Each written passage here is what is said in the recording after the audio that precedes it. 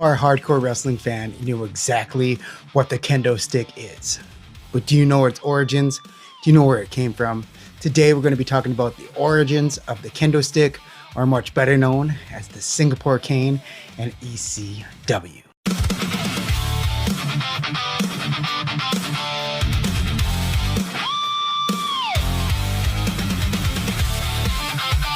You've seen the Sandman carried around, you've watched Tommy Dreamer absorb its punishment, you've heard that unmistakable crack and the echo throughout arenas for more than 30 years. But this weapon didn't begin with ECW. It didn't begin as a weapon at all.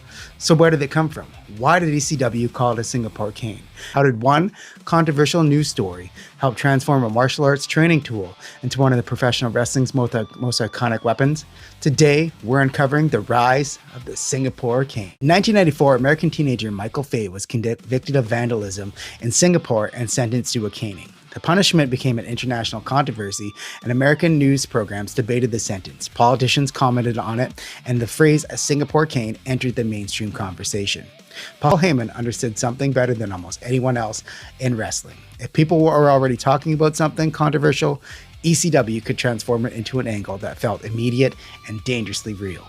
According to the Sandman's recollections and interviews, Heyman approached him with an idea. He was going to carry a Singapore cane.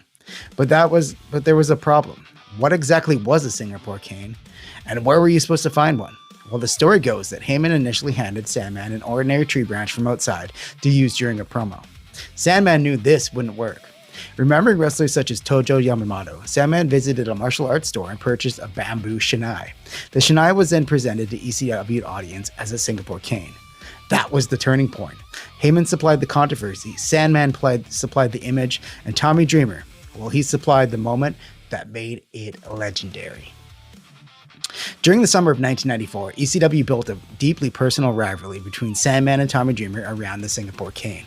At the time, Dreamer was struggling to connect with the ECW audience. He was young, clean-cut, presented like a traditional babyface, but ECW fans, they didn't want traditional. They wanted authenticity. They wanted someone willing to prove that he belonged inside their violent underground wrestling world. Dreamer faced Sandman in a Singapore cane match at Hardcore Heaven on August 13, 1994. The loser would receive 10 strikes from the cane.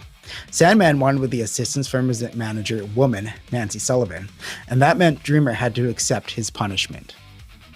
This was a moment that changed Tommy Dreamer's career forever.